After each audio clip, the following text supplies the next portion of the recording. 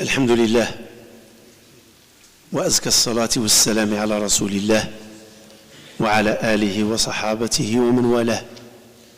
أما بعد, parmi les caractéristiques de cette religion, on a parlé pourquoi. Je tiens à ouvrir une parenthèse. Il y a un slogan, une règle. Toute chose bien comprise, il sera bien appliqué. Et toute chose mal comprise, il sera mal pratiqué. L'islam, aujourd'hui, si les musulmans ils ont des mauvaises pratiques, cela dû à la mauvaise compréhension. Autant qu'on comprend mal l'islam, les dégâts vont être énormes. Je ne dirais pas que les dégâts vont être autant que la mauvaise compréhension, pire que la mauvaise compréhension. Parce que les dégâts dans la religion, ce n'est pas des dégâts d'ordre financier, c'est dangereux. Les dégâts dans la religion peuvent mener à l'enfer, peuvent mener à un mauvais sort final du musulman. Et c'est pour ça que parler des caractéristiques de la religion musulmane et les expliquer et éclairer les musulmans sur cela, c'est très très important. Parmi les caractéristiques de la religion musulmane, la globalité. L'islam, ce n'est pas une religion de spiritualité pure. L'islam, ce n'est pas une religion intellectuelle pure. L'islam, ce n'est pas une religion matérialiste. Voilà trois volets qui dominent la société aujourd'hui. La spiritualité, le matérialisme et le côté intellect, la pensée. L'islam est une religion qui engendre le tout, qui englobe le tout. Tout existe dans la religion.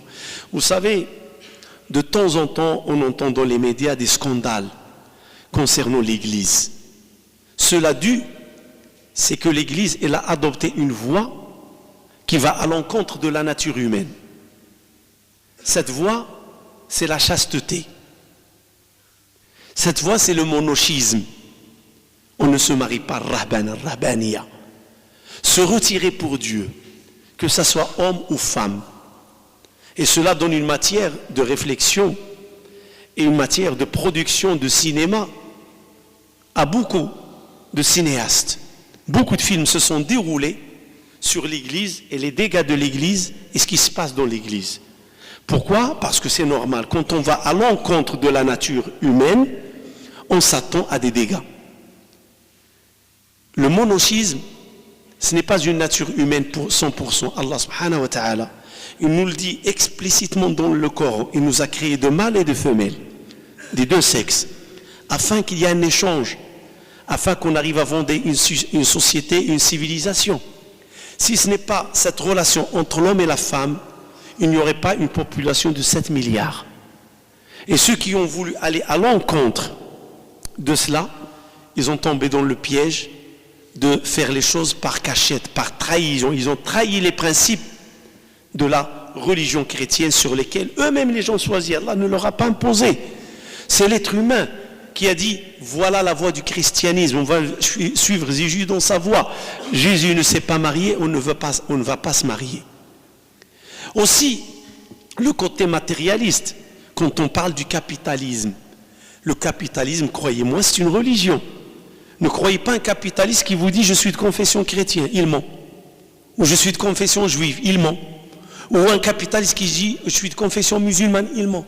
Le capitalisme en lui-même, c'est devenu une doctrine, une religion. On vit avec. On fait l'alliance avec. On démonte les alliances à cause. Le capitalisme est une religion. Est une religion. Tout se passe autour du capitalisme. Et le capitalisme, il en découle une règle. La fin justifie les moyens. C'est pragmatique. C'est-à-dire, il n'y a pas de religion dans le capitalisme. C'est-à-dire, la religion va me dire, sucer le sang de ton frère est haram. Le capitalisme va me dire, c'est halal, du moment que tu vas tirer de l'argent. La religion va me dire, tel commerce est illicite. Le capitalisme va me dire, non, il est licite du moment qu'il rapporte. Et on le voit, comment elle souffre l'humanité à cause du capitalisme. Combien de choses, combien de produits on a fabriqués, combien de... Juste la crise de la viande la vache folle, la dioxine, toutes ces choses-là, c'est le capitalisme, c'est la production, c'est la richesse. On a oublié l'être humain et le bien-être de l'être humain. Ce qui compte, c'est remplir les poches. C'est ça l'adoration. L'être humain, sa divinité, c'est l'or, l'argent. Et le prophète l'a dit. Il a dit, il est malheureux l'adorateur de la pièce d'or. Il est malheureux l'adorateur de la pièce d'argent. Il a dit malheureux l'adorateur. Il est malheureux l'adorateur. Donc, c'est une adoration, c'est une religion. Et il y a aussi la pensée l'intellectuelle, à un certain moment, la philosophie grecque, les philosophes comme Aristote, Platon, ils ont essayé, avec la raison, de cerner l'univers et le créateur de l'univers. Ce qui a mené des philosophes à la mécréance et qui a mené d'autres à la folie. Parce que la raison ne peut pas être indépendante dans son cheminement par rapport à la relation, à la révélation. La philosophie, la raison, elle dépend de la révélation. C'est à travers la révélation qu'on connaît Dieu. C'est à travers la révélation qu'on connaît notre histoire. C'est à travers la révélation qu'on sait pourquoi on existe. Voilà 3 axes que l'islam il est venu pour bannir purement. Il leur donne l'importance, mais dans l'ensemble. La religion n'est pas, l'islam n'est pas une religion de monochisme. Interdit. D'ailleurs, c'est ce qu'ils ont fait certains compagnons. Ils étaient 3. Ils sont partis voir les épouses du prophète sallallahu alayhi wa sallam. Ils ont posé la question comment elle était l'adoration de notre prophète. Comment il adorait, comment il faisait. Et quand il leur a dit, il mange, il jeûne, il dort, il veille, il est marié, ça lui arrive, c'est normal qu'il lui arrive d'avoir des relations avec ses épouses. D'ailleurs, il en a eu des enfants, ce qui confirme qu'il a eu des relations. Un être humain parfait, comme les êtres humains, dans le côté relation homme-femme. Ils ont dit, ah, lui c'est le prophète, Allah lui a pardonné. Nous, on n'est que les compagnons. C'est-à-dire, Allah lui a accordé un traitement de faveur. Il l'a allégé. Ils ont mal compris. Les prophètes ne sont pas allégés. Les prophètes, au contraire, il y a une grande charge sur eux. Être un modèle. Et c'est là où ils se sont trompés. C'est que le prophète est un modèle du juste milieu, un modèle d'équilibre, un modèle de globalité. Il représente le tout pour la nation musulmane, dans son comportement et dans sa façon de transmettre la religion et la pratique de la religion. Alors ils se sont concertés entre eux et chacun il s'est fait un engagement. Un, il a dit, moi, c'est fini le mariage. Je vais faire ce qu'on appelle castration. L'organe intime, je vais le couper. Fini les femmes. Je passerai ma vie sans femme. Adorée. L'autre, il dit, moi, je vais veiller toute la nuit. Je passe ma vie, chaque nuit, je fais la veillée. Prière totale la nuit. Et un troisième, il dit, moi, je vais jeûner chaque jour, à vie jusqu'à la mort. Et le prophète, il a entendu parler d'eux. Il a entendu parler d'eux. Il est sorti dans la mosquée, il dit, qu'est-ce qu'il en est de certaines personnes? Ils disent, il faut savoir que j'ai plus de crainte et plus de piété que vous. Il a juré par Allah que c'est l'homme le plus pieux et qui a le plus de crainte par rapport à Allah subhanahu wa ta'ala. Et pourtant, cela ne m'empêche pas de manger et de jeûner, de veiller et de dormir et de se marier. Et celui qui ne suit pas ma voie, ma sunna, ne fait pas partie de moi. C'est comme ça qu'il a expliqué les choses. Comme quoi l'islam, dans son adoration, il est global. Il donne à chaque chose sa part. Que l'islam est une religion qui est venue pour vivre en harmonie avec l'être humain sur terre. Il n'est pas venu pour imposer un rythme spirituel excessif, comme ils font les hindous ou comme ils font les chrétiens. Il n'est pas venu pour donner la raison et la libérer. Que la raison aujourd'hui, les gens qui ne croient pas, je suis athée, je ne crois pas à Dieu parce que je ne le vois pas. Tu vois ton intelligence pour que tu dis que tu ne crois pas en Dieu et que tu dis que tu es intelligent, comme plein de choses que l'être humain y croit aujourd'hui et il ne la voit pas. Tous on croit à la mort. Qui d'entre nous il a vu la mort?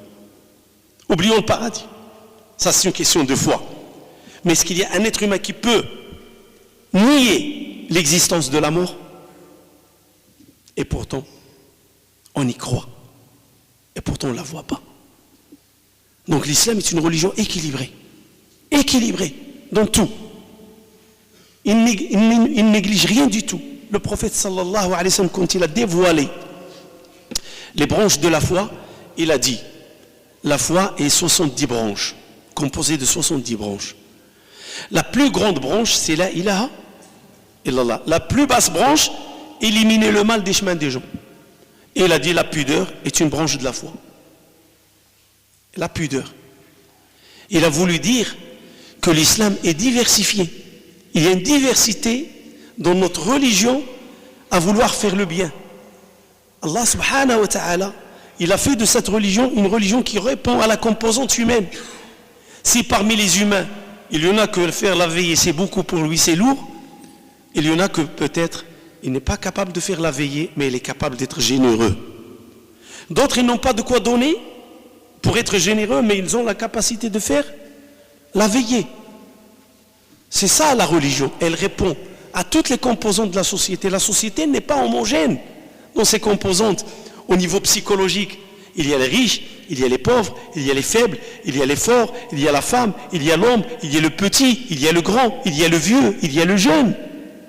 Tout ça, c'est des composantes de la société. Et l'islam, il répond à toutes ces composantes. Chacun trouvera son bonheur dans la religion musulmane. Chacun trouvera la porte à toquer dans la religion musulmane.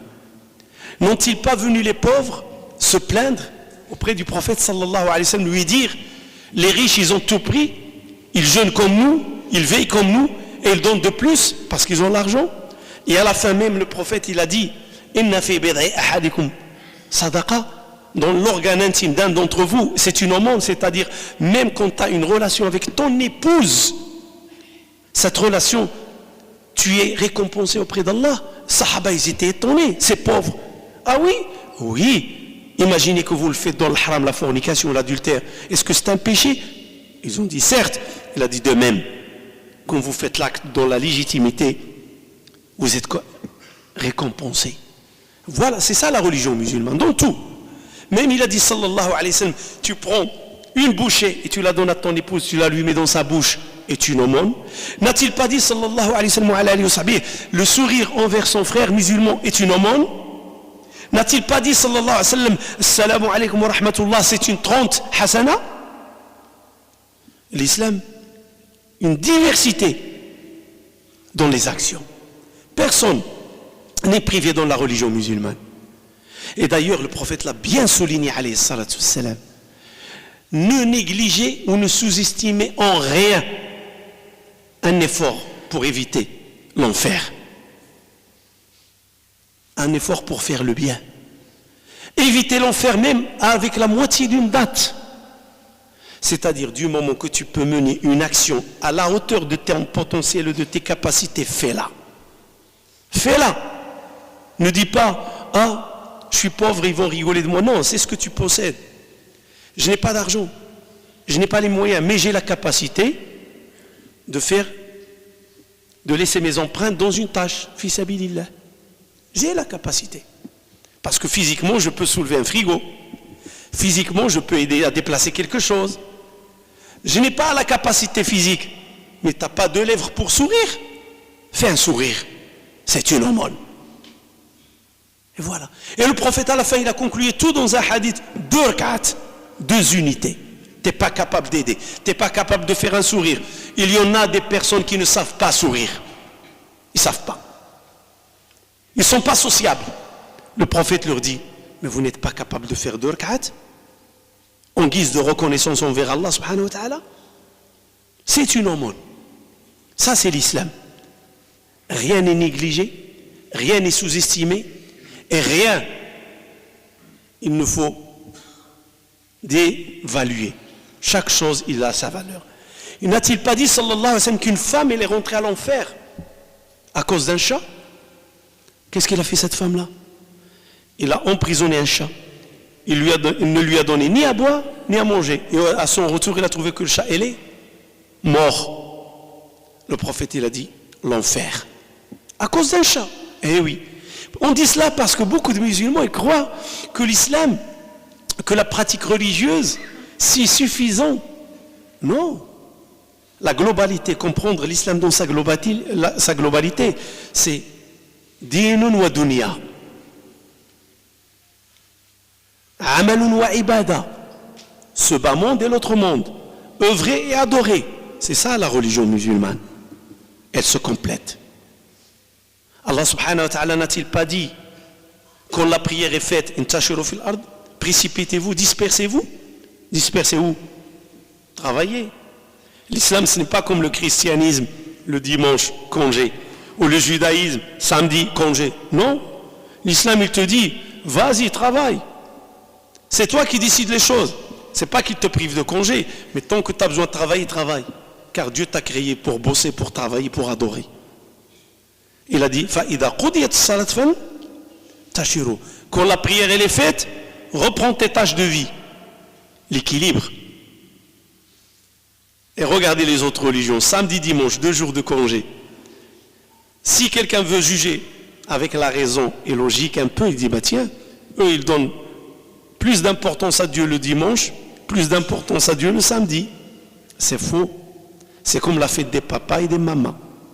Une journée, c'est suffisant. Et le reste des jours, on ne fait rien pour Dieu. Croyez-moi, c'est ça la philosophie de la pensée occidentale. Donner une journée à Dieu, samedi, dimanche. L'islam, il te dit non. Tout le temps appartient à Allah subhanahu wa ta'ala. Tout appartient à Dieu. Il n'y a pas vendredi, samedi, dimanche. La vie entière. Dis, ma prière, mes rituels, qul inna salati wa nusuki, ma vie, ma mort, mahyaya wa mamati, pour Dieu, le Seigneur des univers. Illahi Rabbi, l'alamin.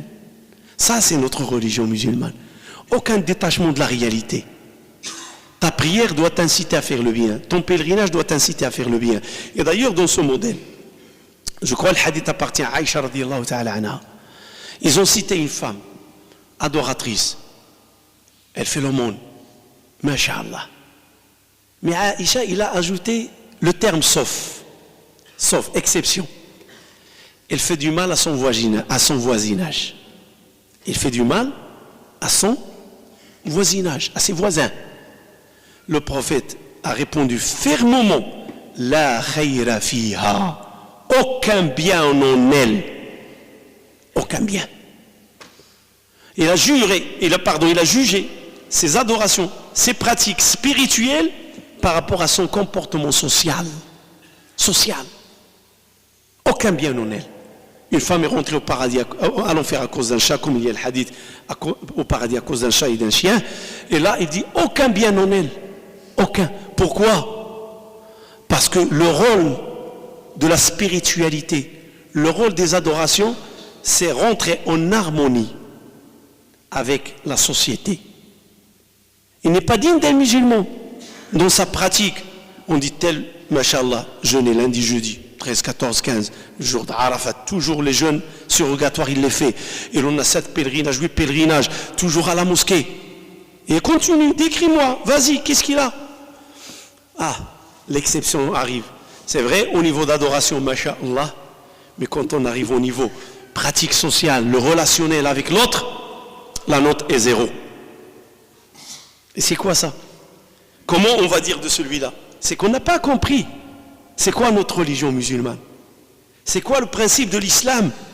Quand l'islam, on dit une religion globale, il est venu pour renforcer les deux côtés. Soit un musulman de droiture avec tes adorations d'Allah, et soit un musulman de droiture avec tes relations avec les gens.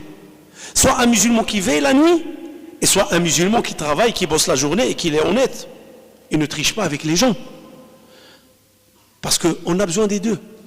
La piété renforce le corps et la piété consolide la relation avec Allah subhanahu wa ta'ala et consolide la relation avec les êtres humains dans la société. On a besoin des deux. On ne peut pas. Ceux qui croient que la pratique en elle-même, c'est ce qui est voulu, adorer, prier, il n'a pas compris. Le prophète sallallahu alayhi wa sallam nous cite que le jour du jugement, il y a des gens qui vont venir devant Allah subhanahu wa ta'ala avec des hasanats comme des montagnes de Tuhama. Des montagnes gigantesques, en hauteur, masha'Allah. Des hasanats. Et je présume que ce sont des hasanats d'adoration, de jeûne, d'aumône, de prière. Je présume. Pourquoi? Parce que ce qui va venir va nous permettre cette déduction. Mais arrivé à l'heure de la balance, tout s'éperpille. Toutes ces hasanats se dissipent et s'évaporent. Il n'y a plus rien dans sa balance. Aucune bonne action. Qu'est-ce qu'il arrive? Eh bien, dans son livret, il a menti, il a trahi, il a triché, il a fait de l'injustice, il a arnaqué, il a. Et maintenant, il paye la note. Toutes ces hasanats, ils sont partis. Et malheureusement, il en aura des sayyi'at, parce que quand tu n'auras plus de hasanat pour payer les requêtes et les plaintes, Allah subhanahu wa ta'ala va dire aux anges, prenez les péchés de ceux qui ont subi son injustice et ajoutez-les à sa balance. Ça ne lui suffit pas d'être zéro, mais elle va être moins, plus bas. Voilà ce qui va arriver. Alors, pour relier le contexte du sermon avec la réalité, vous savez tous qu'on est en crise ces 5 dernières années en Europe. Il y a parmi nous, dans cette société, nos frères musulmans qui viennent de l'Espagne ou de l'Italie, mais la majorité de l'Espagne, vu la proximité des frontières. Et beaucoup d'entre eux, je ne suis pas ici soulever la requête d'une personne, beaucoup d'entre eux, ils ont soulevé ce sujet.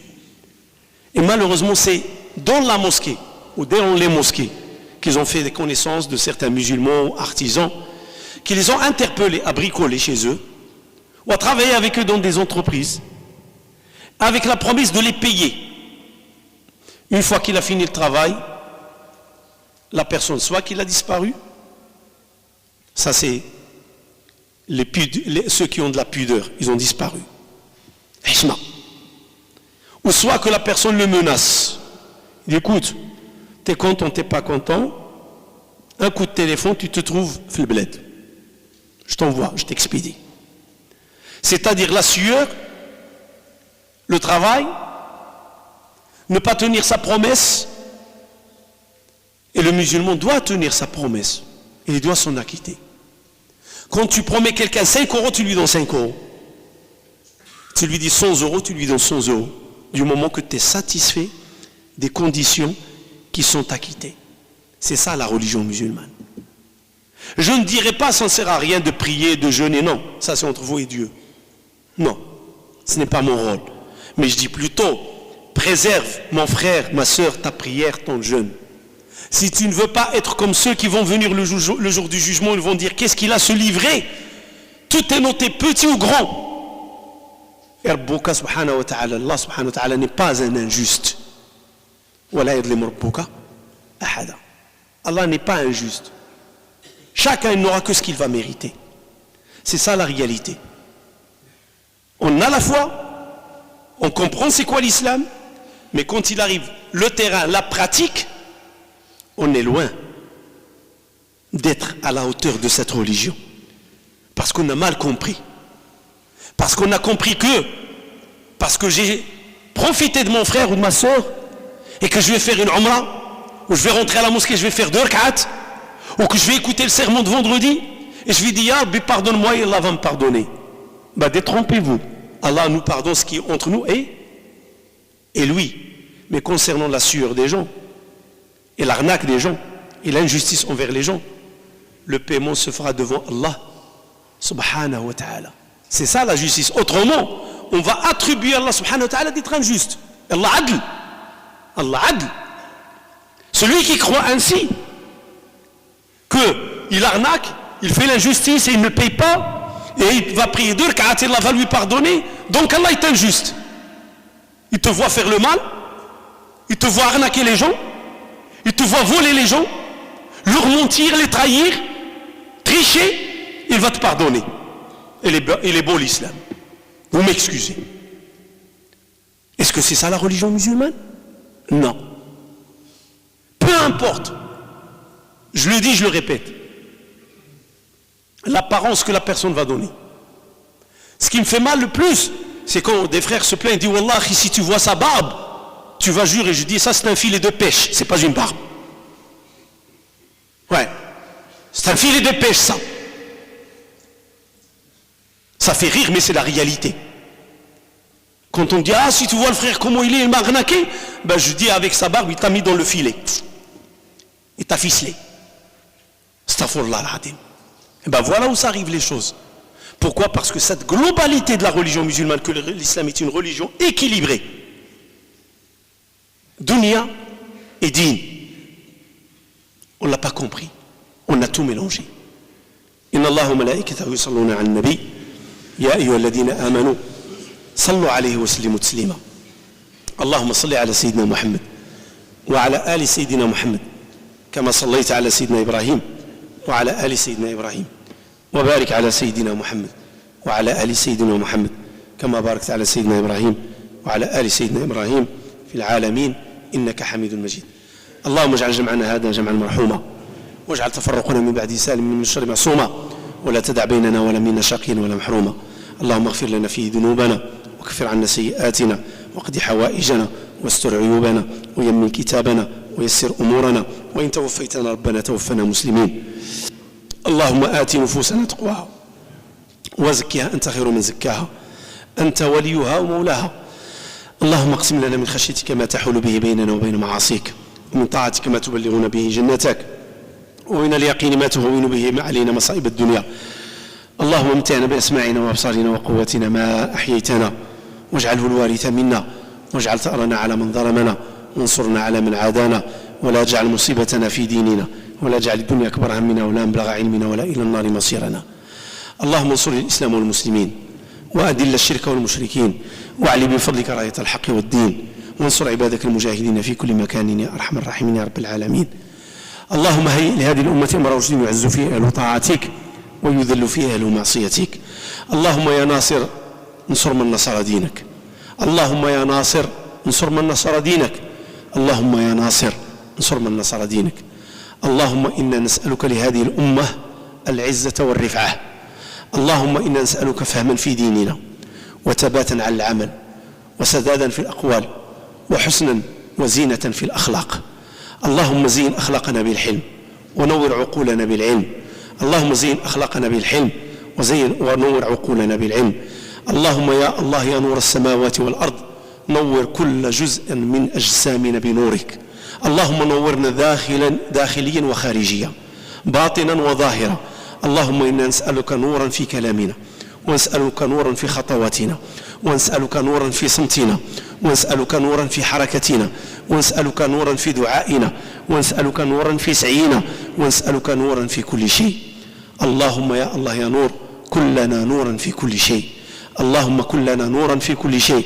اللهم يا رحمن يا رحيم ارحم المسلمين والمسلمات المؤمنين والمؤمنات الأحياء منهم والأموات الآباء والأمهات الإخوان والأخوات الأبناء والبنات إنك سميع مجيب الدعوات. اللهم إنا نسألك المعافاة في الأجسام والمعافاة في الدين والمعافاة في البيوت والمعافاة في كل شيء. اللهم عافنا في أجسامنا وعافنا في معتقداتنا وعافنا في أوطاننا وعافنا في بيوتنا وعاف أولادنا ذكورا وإناثا. اللهم إنا نسألك العافية لأولادنا ذكورا وإناثا. اللهم إنا نسألك العافية لأولادنا ذكورا وإناثا. اللهم ارزقنا حبك وحب من يحبك وحب أي عمل يقرب إلى حبك. اللهم قوي إيماننا وزد في إيماننا. اللهم قوي إيماننا وزد في إيماننا. اللهم إنا نسألك من خير ما سألك منه نبيك ونستعيذ بك مما استعاذ منه نبيك نبي الرحمة سيدنا محمد صلى الله عليه وسلم وعلى آله وصحبه. اللهم إنا نسألك أن تكون لنا عونا ونصيرا وظاهرا. اللهم كن لنا عونا ونصيرا وظاهرا. اللهم كن لنا عونا ونصيرا وظاهرا. سبحان ربك رب العزة عما يصفون وسلام على المرسلين والحمد لله رب العالمين. بعد الصلاة إسلام شاب معنا إن شاء الله. ولا تنسوا أن هذه الجمعة الأولى من الشهر.